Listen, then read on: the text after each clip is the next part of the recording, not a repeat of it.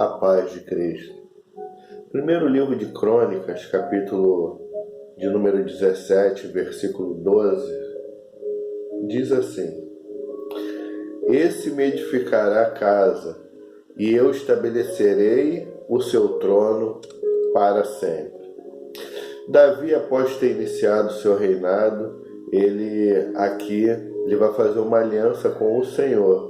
E aí ele chama o profeta Natan e fala para ele: olha, eu moro em casa, não é justo que o Senhor more numa tenda. E aí Deus fala para ele: vem cá, eu te pedi alguma coisa? Eu pedi você para fazer casa, tal, enfim. Desde quando eu saí lá do Egito com o povo, fiquei de tenda em tenda. E aí, mas Deus fala: olha, mas teu descendente me edificará a casa, e eu lhe estabelecerei o seu trono para sempre. Farei levantar depois de ti o teu descendente, ou seja, o seu filho vai fazer uma casa para mim, vai edificar uma casa para mim.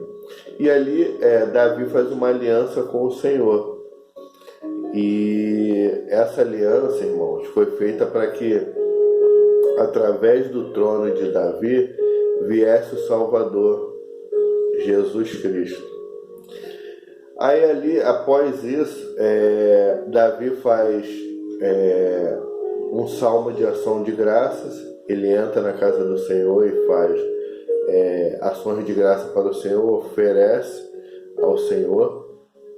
E depois o cronista ele já passa para diversas vitórias de Davi, porque aí Davi já estava aliançado com o Senhor, e ali ele foi simplesmente vitorioso, não perdeu uma guerra. O 18 vem falar isso: depois disto feriu Davi os filisteus e humilhou, tomou Agate, suas aldeias, das mãos dos filisteus, derrotou os moabitas. Ou seja, Davi ele foi soberano nas guerras, foi muito vitorioso. Aí fala dos oficiais de Davi também, resumidamente.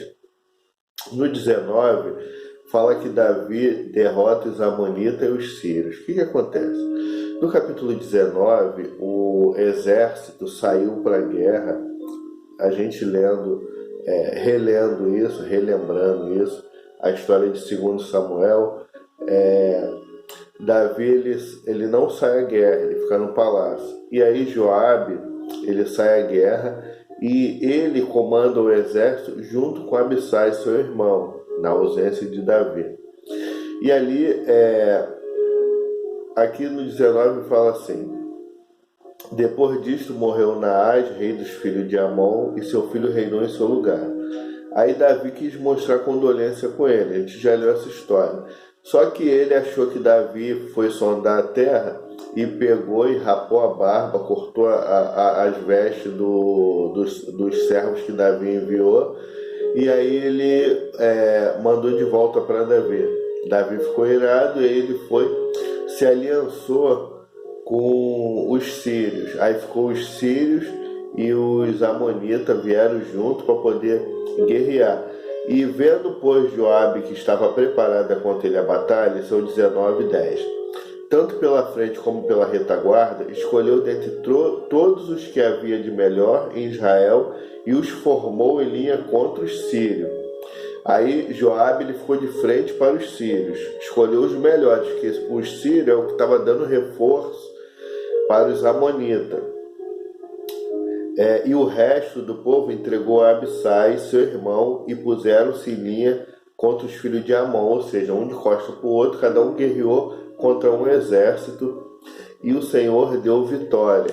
E lá nos livros anteriores, se a gente for olhar 2 Samuel, a história vem contar que queriam até falar que Joabe que era o rei, porque ele que trouxe a vitória. Ele falou: olha, eu tenho que voltar lá. E o livro de Crônicas, ele não relata os problemas da casa de Davi, não relata a sua história com Batseba, com Urias, não relata nada disso, ele pula. Vem no capítulo 20 aqui, decorrido um ano, no tempo em que os reis costumam sair para a guerra, Joabe levou o exército, destruiu a terra dos filhos de Amon, veio e sitiou a Rabá. porém Davi ficou em Jerusalém. Aí Joabe feriu a Rabá e a destruiu. Aqui o versículo 1, ele resume toda a guerra. A história que Joabe ele voltou no palácio e falou: olha, a guerra está terminando, vamos lá para que você seja o rei. O rei tem que estar na guerra. Aí ele pula aquela história toda do adultério e tal, enfim. E aí no versículo 2, Davi já no local, já pegou, já se animou, o filho morreu, aquela história toda. Aí o versículo 2 diz: tirou Davi a coroa da cabeça do seu rei e verificou que tinha o peso de 1 talento de ouro e que havia nela pedras preciosas, e foi posta na cabeça de Davi, e da cidade levou muito grande despojo. Aí aqui Davi reassumiu como rei, que ele ficou ali aquele período sem estar junto, e Joabe e Abissai ficaram os responsáveis pelo exército. E aí voltou Davi com todo o povo para Jerusalém, e após o pecado acontecido, o perdão de Deus, a morte da criança, aí aqui fala dos gigantes mortos pelos homens de Davi. É uma história que nós já lemos. Outros gigantes foram mortos também, não só Golias. E o 21 é o levantamento do censo. Aqui, lá nos livros anteriores, não explícita que foi Satanás que incitou a Davi. Eu já até comentei isso lá, só que aqui no capítulo 21, versículo 1 diz: então Satanás se levantou contra Israel e incitou a Davi a levantar o censo de Israel. Aí Davi vai e fala para o pai Joabe, para o chefe: olha, levanta o censo, quero que conte todo mundo, para a gente saber quantas pessoas tem aqui em Israel. Ora, para resumir, Davi aqui mostrou que estava inseguro mediante o Senhor contra os seus inimigos. Por quê? Porque ele quis contar ao povo para saber o que ele tinha de material humano para poder guerrear. E sabemos que as guerras de Davi, quem guerreava por ele era o Senhor. Se é o Senhor que guerreia a guerra, nós temos que estar tranquilos. Nós não precisamos contar. Vamos contar porque a gente é pequenininho e vamos ver se a gente aumenta, porque senão o inimigo vai pegar a gente. Não, meu irmão, minha irmã, se o Senhor está comigo e contigo, não precisa disso. Você vai entregar na mão de Deus, é Ele quem luta nossas guerras, Ele quem guerreia nossas guerras. Nós não precisamos disso, e por isso Deus deu um castigo para Davi. No versículo de número 13, foi dado aqui alguns castigos: 3 anos de fome, ou 3 meses seja consumido diante de seus adversários. Mas aqui no 13, o interessante é o seguinte: então disse Davi a Gade: estou em grande angústia, caia eu, pois, nas mãos do Senhor, porque são muitíssimas as suas misericórdias, mas nas mãos dos homens não caia eu. Aqui foi dado para que ele venha escolher o castigo pelo pecado de ter levantado o censo. E ele fala bem claro: caia eu na mão do Senhor, porque Ele é rico em misericórdia. Meu irmão, minha irmã, às vezes o inimigo quer nos oprimir, quer nos derrotar, quer nos afligir. E nós temos a escolha, a opção de cair na mão do Senhor. Se nós cairmos na mão do Senhor, nós sabemos que Ele é muitíssimo misericordioso. A gente vai orar e o Senhor vai perdoar. A gente reconhecendo de coração. A gente voltando realmente atrás daquilo que a gente fez de errado. E o Senhor vai lá e nos abençoa. Agora o inimigo não, ele não tem pena não. Vai você reconhecer erro nas mãos do inimigo? Não tem. Então Davi, ele preferiu escolher o Senhor. O Senhor vai ferir todos aqueles homens ali de Israel. Vão cair milhares de homens. Mas se a gente dobrar o joelho e orar, o Senhor vai ser misericordioso.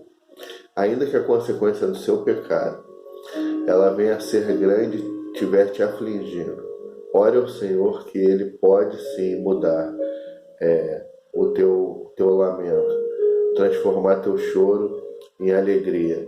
E assim foi o que aconteceu aqui com Davi. Mesmo ele errando, ele caiu de joelho, pediu perdão a Deus, e o anjo do Senhor cessou, colocou a espada na bainha, ou seja, na cintura, e parou ali de consumir aqueles homens.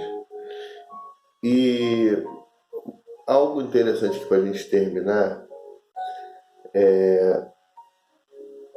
diz assim no 15: enviou Deus um anjo a Jerusalém para destruir. Ao destruí-lo, olhou o Senhor, se arrependeu do mal e disse ao anjo destruidor: basta, retira agora a mão. O anjo do Senhor estava junto à eira de Ornã, o Jebuseu.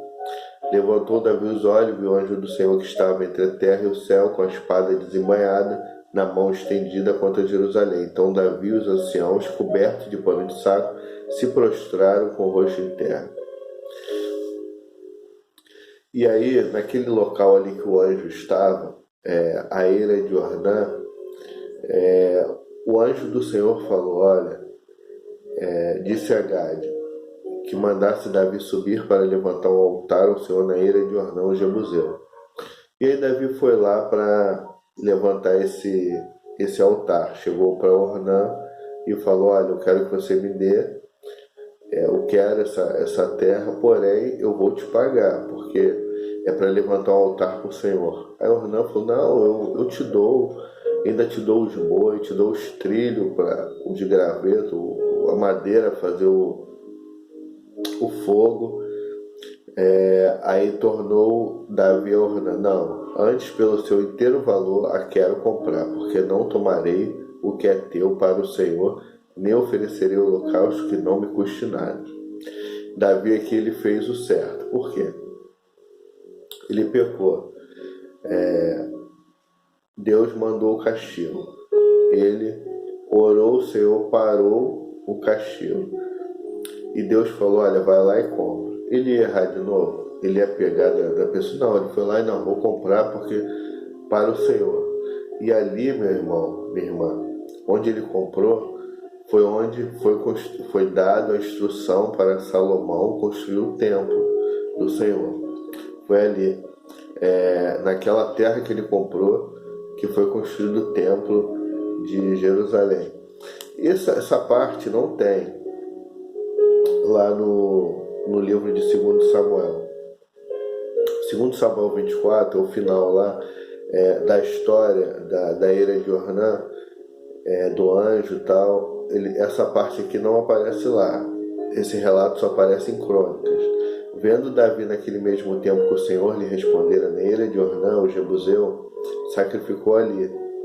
Aí olha, porque o tabernáculo do Senhor que Moisés fizera no deserto e o altar do holocausto estavam naquele tempo no alto de Gibeão.